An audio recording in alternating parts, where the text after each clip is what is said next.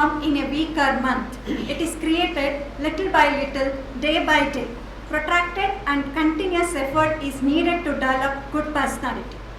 Oprah Winfrey said that we can't become what we need to be by remaining what we are.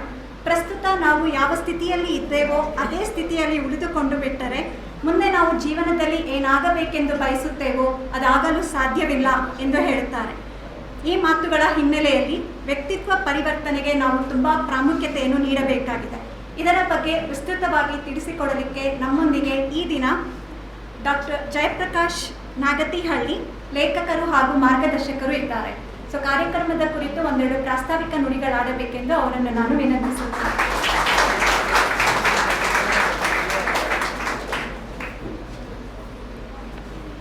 ಎಲ್ಲರಿಗೂ ನಮಸ್ಕಾರ. ನಾನು ಆನಂತರ ಇಡೀ ಮಾತಾಡೋದ್ರಿಂದ ಆದರೂ ಈಗ ಯಾಕೆ ಸಮಯ ತಗೊಂಡೆ ಅಂದರೆ ನಾವು ಒಂದು ವರ್ಷದಿಂದ ಅಂದ್ಕೊಂಡು ಇವತ್ತು ಕಾರ್ಯಗತ ಆಗ್ತಾ ಇದೆ. ನಾವಿಬ್ಬರು ಯೋಚನೆ ಮಾಡ್ತಾ ಇದ್ದಿದ್ದು ಒಂದು ವರ್ಷದಿಂದ. ಅವ್ರು ಚಾನ್ಸಲರ್ ಆದಾಗಿಂದ ಜಯಪ್ರಕಾಶ್ ಯಾವುದಾದ್ರು ಕಾಲೇಜಲ್ಲಿ ಪ್ರೋಗ್ರಾಮ್ ಮಾಡಬೇಕಂತ ಟೀಚರ್ಸ್ ಡೇ ದಿನ ನಾರ್ತ್ ಯೂನಿವರ್ಸಿಟಿ ಟೀಚರ್ಸ್ನೆಲ್ಲ ಕೋಲಾರದಲ್ಲಿ ಸೇರಿಸಿದ್ರು, ನನ್ನ ಹತ್ರ ಕ್ಲಾಸ್ ಮಾಡಿಸಿದ್ರು. ಸರ್ ಫಸ್ಟ್ ಅದಕ್ಕೆ ಥ್ಯಾಂಕ್ಸ್ ಹೇಳ್ತೀನಿ. ಟೀಚರ್ಸ್ ಡೇ ದಿನವೇ ಟೀಚರ್ಸ್ಗೆ ಟ್ರೈನಿಂಗ್ ಮಾಡಿದ್ದು. ಮೊದಲನೇದಾಗಿ ನನಗೆ ಗುರುಗಳು. ನಾನು ಹಿಂದೆ ಕರೆಸ್ಪಾಂಡೆನ್ಸ್ ಕೋರ್ಸ್ ಮಾಡಿದ್ದೆ. ಜರ್ನಲಿಸಮ್ಗೆ 8 ದಿನ ಮೈಸೂರಿಗೆ ಹೋಗಿದ್ದೆ. ಕ್ಲಾಸ್ ತೊಗೊಂಡಿದ್ರು, ತುಂಬ ಇಷ್ಟ ಆಗಿತ್ತು. ಅವತ್ತಿಂದ ಅವ್ರು ಇಷ್ಟ ಆಗಿದ್ದರು. ಆಮೇಲೆ ಒಂದು 2 ಸಾರಿ ಸಿಕ್ಕಾಗ ಮೈಸೂರು ಯೂನಿವರ್ಸಿಟಿಲಿ ನೀವು ಆ್ಯಂಕರಿಂಗ್ ವರ್ಕ್ಶಾಪ್ ಮಾಡ್ಬೋದಾ ಅಂತ ಮೈಸೂರು ಯೂನಿವರ್ಸಿಟಿನಲ್ಲಿ 3 ದಿನ ಕರೆಸಿ ಮೈಸೂರು ಯೂನಿವರ್ಸಿಟಿ ಸ್ಟೂಡೆಂಟ್ಸ್ಗೆಲ್ಲ ಆ್ಯಂಕರಿಂಗ್ ವರ್ಕ್ಶಾಪ್ ಮಾಡಿಸಿದ್ರು. ಅಲ್ಲೆಲ್ಲ ಸ್ಟೂಡೆಂಟ್ಸು ಮೈಸೂರಿನಲ್ಲಿ ತುಂಬ ಸಕಾರಾತ್ಮಕವಾಗಿ ಸ್ಪಂದಿಸಿದರು. ನಾನೊಬ್ಬ ಶಿಷ್ಯನಾಗಿದ್ದುಕೊಂಡು ಇವತ್ತೇನು ನನ್ನನ್ನು ಸಂಬೋಧಿಸಿದರು, ಸ್ನೇಹಿತ ಅಂತ ಸಂಬೋಧಿಸಿದರು. ಸೊ ನಾನು ನಿಮ್ಗೆ ಏನಕ್ಕೆ ಹೇಳ್ತಾ ಇದ್ದೀನಿ ಅಂದರೆ, ಗುರುಗಳು ಒಂದೊಂದು ಮಟ್ಟಕ್ಕೆ ಏರಿದಾಗ, ಶಿಷ್ಯರು ಮಟ್ಟಕ್ಕೆ ಏರ್ತಾ ಇದ್ದಾಗ ಆ ಆತ್ಮೀಯತೆಯ ವಾತಾವರಣ ಬರ್ತದೆ. ಸೊ ಆ ಒಂದು ವಿಚಾರ ನಿಮಗೆ ಗೊತ್ತಾಗಲಿ ತಿಳಿಸೋಣ ಅನ್ನೋದು ಒಂದು ವಿಚಾರ. ಎರಡನೇದು, ಈ ಸಮಾಜ ತುಂಬ ಚೆನ್ನಾಗಿರಬೇಕು ಅಂತ ಕಳಕಳಿ ಕಾಳಜಿ ಅವ್ರ ಮಾತುಗಳಲ್ಲಿ ವ್ಯಕ್ತ ಆಯಿತು.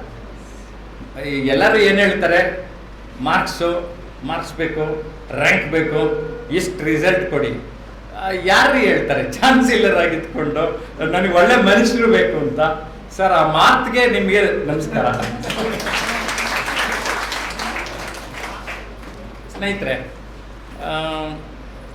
ಡಾಕ್ಟರ್ ರವಿಚಂದರ್ ಅವರು ಒಂದು 9 ವರ್ಷದಿಂದ ಭೇಟಿ ಆದಮೇಲೆ ಆವಾಗಿಂದ ಟ್ರೈನಿಂಗ್ಗಳು, ಆಗ ಒಂದು 9 ವರ್ಷದಿಂದ ಅವರ ಸ್ಟಾಫ್ಗೆ ನನಗೆ ಯಾವ ಫೀಲಿಂಗ್ ಕೊಟ್ಟಿದ್ದಾರೆ ಅವರು ಅಂದರೆ, ನಂದನ ಪ್ಯಾಲೇಸ್ ನಂದೇ ಅನ್ನೋ ಥರ ಫೀಲಿಂಗ್ ಕೊಟ್ಟಿದ್ದಾರೆ. ಅದರ ಅರ್ಥ ಯಾಕೆ ಹೇಳ್ತೀನಿ, ಅವರು ಓನರ್ ಆಗಿದ್ರು ಆ ಆತ್ಮೀಯತೆ ಇದ್ದರೆ, ವಿಶ್ವಾಸ ಇದ್ದರೆ ಏನಾಗುತ್ತೆ ಹೇಳಿ.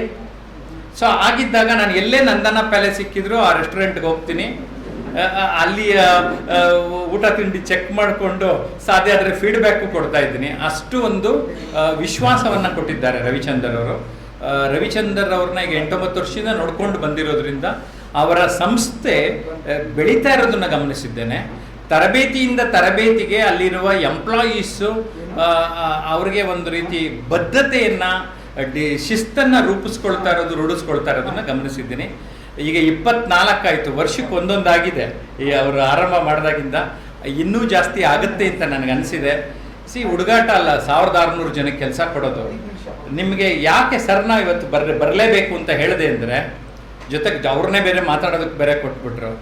ನಾವು ಎಲ್ಲೋ ಒಂದು ಕಡೆ ಒಂದು ಕೆಲಸ ಸಿಕ್ಕಿದ್ರೆ ಸಾಕು ಅಂತ ಒಂದು ಎಂಡ್ ರಿಸಲ್ಟ್ ಇಟ್ಕೊಂಡಿರ್ತೀವಿ. ನಾನೊಂದು 10 ಜನಕ್ಕೆ ಕೆಲಸ ಕೊಡೋಕ್ಕಾಗತ್ತೆ ಅಂತ ಯಾಕೆ ಯೋಚನೆ ಮಾಡಬಾರ್ದು? ನಂದು ಒಂದು ಪರಿವರ್ತನೆದು 35 ಪಾಯಿಂಟ್ ಇದೆ. 35 ಪಾಯಿಂಟ್ಸ್ ಚರ್ಚೆ ಮಾಡ್ತಾ ಇದ್ದೀನಿ ನಿಮ್ಮ ಜೊತೆ ಇವತ್ತು. ಅದರಲ್ಲಿ ಒಂದು ಪಾಯಿಂಟ್ ಏನಂದರೆ, ಉದ್ಯೋಗದಿಂದ ಉದ್ಯಮಶೀಲತೆ ಎಡೆಗೆ.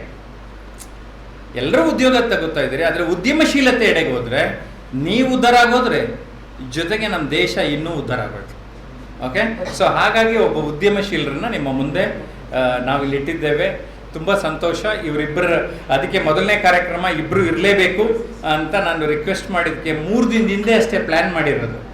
ಇಷ್ಟು ಫಾಸ್ಟಾಗಿ ಎಲ್ಲ ರೆಡಿಯಾಗಿ ಇಲ್ಲಿ ಬಂದಿದ್ದೇವೆ. ಇಬ್ಬರನ್ನು ಮಾತಾಡಿದ್ದಕ್ಕೆ ಧನ್ಯವಾದ ಸಲ್ಲಿಸಬೇಕಾಗಿತ್ತು. ಹಾಗಾಗಿ ಈ ಸಮಯ ತಗೊಂಡೆ. ಜೊತೆಗೆ ಈ ಮೇಡಮ್ ಪ್ರಿನ್ಸಿಪಲ್ ಚೇಂಬರ್ಗೆ ಹೋದಾಗ ಸರಸ್ವತಿ ಮೇಡಮ್ಮು, ಸರ್ ನೀವು ಕೆಂಗೇರಿಗೆ ಬಂದಿದ್ರಲ್ಲ ಸರ್, ತುಂಬ ಚೆನ್ನಾಗಿತ್ತು ಅಂದರು. ನಮ್ಗೆ ಇನ್ನೇನು ಬೇಕು, ಕೆಲವಾರು ವರ್ಷದಿಂದ ಟ್ರೈನಿಂಗ್ ಮಾಡಿದ್ದು ಪ್ರಿನ್ಸಿಪಾಲ್ಗೆ ವರದಿ ಒಪ್ಪಿಸ್ತಾ ಇದ್ರು. ಮೇಡಮ್ ಇವ್ರ ಟ್ರೈನಿಂಗು ತುಂಬ ಚೆನ್ನಾಗಿರುತ್ತೆ ಅಂದರು. ಸಾಕಲ್ಲ ನಮಗೆ. ಅಲ್ಲೊಬ್ಬರು ನಮಗೆ ಐ ವಿಟ್ನೆಸ್ ಇದ್ದವರು, ನೋಡಿದವರು, ಒಂದು ರೀತಿ ಫೀಲಿಂಗ್ ಆಗ್ತದೆ. ಓಕೆ, ಇನ್ನೊಂದಿಬ್ಬರು ಇವತ್ತು ನಿಮ್ಮ ಆಡಿಯನ್ಸಲ್ಲಿದ್ದಾರೆ, ಅವ್ರನ್ನೂ ಎಲ್ಲರ ಮುಂದೆ ಪರಿಚಯ ಮಾಡಿಬಿಡೋಣ ಅನ್ನೋದು ಒಂದು ಉದ್ದೇಶ ಇತ್ತು. ಒಂದು, ನಾವೆಲ್ಲ ಒಂದು JCS ಅಂತ ಒಂದು ಸಂಸ್ಥೆಯಲ್ಲಿ ಸದಸ್ಯರಾಗಿದ್ವಿ. ನಾನಾಗಲಿ, ರವಿಚಂದ್ರ ಆಗಲಿ, ಕುಮಾರ್ ಅನೀಶ್ ಅಂತ. ಕುಮಾರ್ ಅನೀಶ್ ಅವರೊಂದು ರೀತಿ ಯೋಗಾಸನದ ಬಗ್ಗೆ ಒಂದು ದೊಡ್ಡ ಒಳ್ಳೆಯ ಪುಸ್ತಕ ಗೋಪಿ ಫಾರ್ಮುಲಾ ಅಂತ ರಚಿಸಿದರು. ತುಂಬ ಚೆನ್ನಾಗಿ ಯೋಗವನ್ನು ಅರ್ಥ ಮಾಡ್ಕೊಂಡಿರೋರು, ಜೀವನದಲ್ಲಿ ಯೋಗಿಗಳಾಗಿರೋರು. ಆದರೆ ಬದುಕನ್ನು ಅರ್ಥ ಮಾಡಿಕೊಂಡು ಬದುಕಿನಲ್ಲಿ ಹೆಂಗಿರಬೇಕು, ಆ ಬದುಕನ್ನು ಅನುಭವಿಸ್ತಾ ಇರೋರು, ತರಬೇತುದಾರರು ಕೂಡ ಹೌದು. ಆದರೆ ನಮ್ಮ ಥರ ಅವ್ರು ಫುಲ್ ಟೈಮ್ ಟ್ರೈನರೇ ಆಗಲಿಲ್ಲ. And is a very good copyright expert, advocate. So the best copyright ಇದಕ್ಕೆ ಇವರ ವೈಫ್ ಶೀಲಾ ಅನೀಶ್ ಪ್ರಪಂಚದಲ್ಲಿರುವಂಥ ಅಡ್ವೊಕೇಟ್ ಅಸೋಸಿಯೇಷನ್ಗೆ ಪ್ರೆಸಿಡೆಂಟ್ ಆಗಿದ್ದವರು. ಓಕೆ, ಇವ್ರ ಮಗಳು ಒಂದು ಫಿಲಮ್ ಹೀರೋಯಿನ್ ಆಗಿದ್ದವಳು. ಓಕೆ, ಇನ್ನೊಬ್ಬ ಮಗ ಅಡ್ವೊಕೇಟ್ ಆಗಿದ್ದಾನೆ. ಕುಮಾರ್ ಅನೀಶ್, ನಿಮ್ಮನ್ನು ಜಸ್ಟ್ ಪರಿಚಯ ಮಾಡೋದಕ್ಕೆ ಆಡಿಯನ್ಸ್ಗೆ. S, okay. ಬಟ್ ನನಗೆ ತಿಳಿದಂಗೆ ಅವರು ಬೆಂಗಳೂರಿನ ಒಬ್ಬ ಅತಿ ಶ್ರೀಮಂತರಲ್ಲಿ ಒಬ್ಬರು.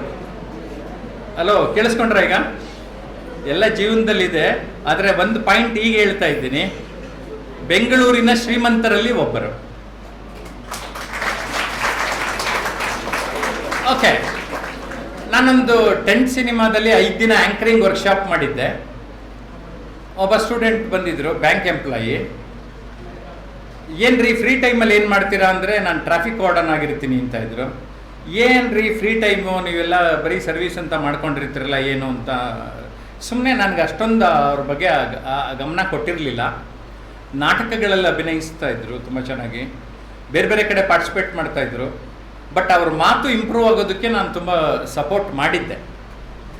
ಸೊ ಇನ್ವಿಟೇಷನ್ ಪೋಸ್ಟ್ ಮಾಡಿದೆ, ಅನೀಶ್ ಬಂದರು. ಅದ್ರ ಜೊತೆಗೆ ಯೂನಿಫಾರ್ಮ್ನಲ್ಲಿ ನಿಮ್ಮ ತಕ್ಷಣ ಸ್ಕೌಟ್ಸ್ ಅಂತ ಕೆಲವರು ಡೌಟಲ್ಲಿ ಕೇಳಿದ್ರು.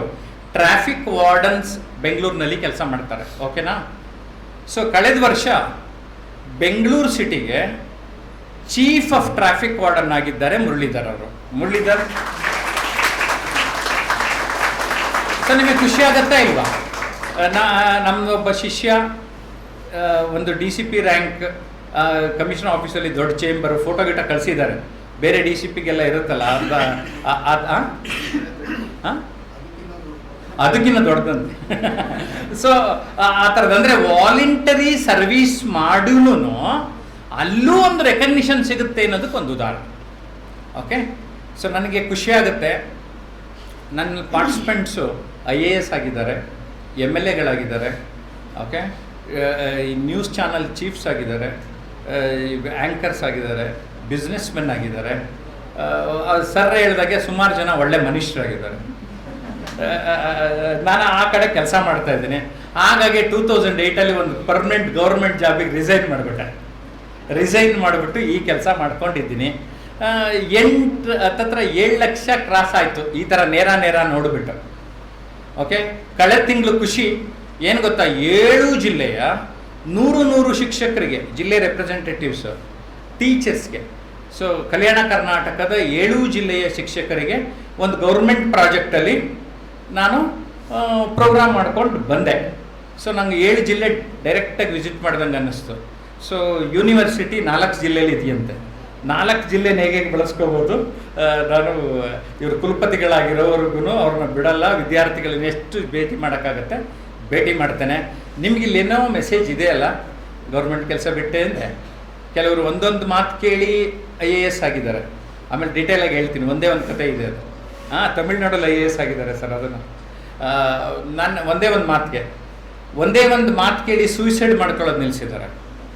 ನನ್ನ ಪುಸ್ತಕ ಸೋಲುಗಳಿಗೆ ಅಂಜದಿರಿ ಓದಿ 1,000 ಜನ ಸೂಯಿಸೈಡಲ್ ಟೆಂಡೆನ್ಸಿಯಿಂದ ಹೊರಗಡೆ ಬಂದಿದ್ದೀವಿ ಅಂತಾರೆ. ಸೊ ಈ ಥರದ ಫೀಡ್ಬ್ಯಾಕ್ಸ್ಗಳು ನನ್ನನ್ನು ಈ ಫೀಲ್ಡಲ್ಲಿ ಇರಿಸಿದೆ, ನನ್ನನ್ನು ಹೆಚ್ಚು ಜೀವಂತವನ್ನಾಗಿಸಿದೆ. 2,000 ಸಾಧಕರನ್ನು ನನ್ನ ಪಕ್ಕದಲ್ಲಿ ಕೂರಿಸ್ಕೊಂಡು ಟಿ ವಿಲಿ ಇಂಟರ್ವ್ಯೂ ಮಾಡಿದ್ದೇನೆ. ಓಕೆ, ಸೊ ಆ 2,000 ಸಾಧಕರ ಜೊತೆ 1 ಗಂಟೆಯಿಂದ 7 ಗಂಟೆ 8 ಗಂಟೆ ಕಳೆದಿದ್ದೇನೆ. ಹಾಗಾಗಿ ನನ್ನ ಅನುಭವದ ವಯಸ್ಸು ಒಂದು 400 ವರ್ಷ ಆಗಬಹುದು. ಯಾಕೆ ಸೀರಿಯಸ್ಲಿ ನಿಮ್ಗೆ ಅರ್ಥ ಆಗಲಿ ಅಂತ ಹೇಳ್ತಾ ಇರೋದು ನಾನು. ಬಿಕಾಸ್ ಒಬ್ಬೊಬ್ಬ ವ್ಯಕ್ತಿನ ಅರ್ಥ ಮಾಡ್ಕೊಂಡು ಅವ್ರನ್ನ ಪ್ರೆಸೆಂಟ್ ಮಾಡೋಕ್ಕೆ ಟ್ರೈ ಮಾಡ್ತೀವಲ್ವ, ಆ ಇಡೀ ಬದುಕನ್ನು ಅರ್ಥ ಮಾಡ್ಕೊಂಡಿರ್ತೇವೆ. ಆ ಅನುಭವದ ಆಧಾರದ ಮೇಲೆ ನನ್ನ ಮಾತುಗಳಿರುತ್ತೆ. ಹಾಗಾಗಿ ನನ್ನ ಮಾತುಗಳನ್ನು ದಯಮಾಡಿ ಮಧ್ಯಾಹ್ನದವರೆಗೂ ಇದ್ದು ಗಮನ ಕೊಟ್ಟು ಡಿಸಿಪ್ಲಿನ್ಗೆ ಅಷ್ಟು ತೊಂದರೆ ಆಗದೇ ಇರೋಂಗೆ ಸಪೋರ್ಟ್ ಮಾಡಿ. ನಿಮಗೇನೋ ಇವತ್ತು ತುಂಬಾ ಸಿಗ್ತದೆ. ನಿಮ್ಮ ಬದುಕು ಬದಲಾಗುವ ಎಲ್ಲ ಸಾಧ್ಯತೆಗಳು ಇದೆ ಅಂತ ಹೇಳ್ತಾ ಈ ಒಂದು ಅವಕಾಶಕ್ಕೆ ಕಾರಣೀಭೂತರಾಗಿ ಸಾಕ್ಷೀಭೂತರಾಗಿ ಇಲ್ಲೆಲ್ಲರೂ ಇದ್ದೇವೆ. ಪ್ರತಿಭಾ ಹೆಸರಲ್ಲೇ ಟ್ಯಾಲೆಂಟ್ ಇದೆ, ಕರೆಕ್ಟಾ? ಜೊತೆಗೆ ನನ್ನ ತಂಗಿ ಒಬ್ಬ ತಂಗಿ ಹೆಸರು ಪ್ರತಿಭಾನೇ. ಸೊ ಆ ಟ್ಯಾಲೆಂಟು ನಿಮ್ಮೊಳಗಡೆ ಇರೋದು ಒಂದೊಂದು ಟ್ಯಾಲೆಂಟ್ ಹೊರಗಡೆ ಬಂದರೂ ಸಾಕು ಅಲ್ಲ, ಏನಂತೀರಾ? So unleash your hidden potentiality. ಮತ್ತೆ ಬರ್ತೀನಿ, ಅಲ್ಲಿವರೆಗೂ ನಮಸ್ಕಾರ.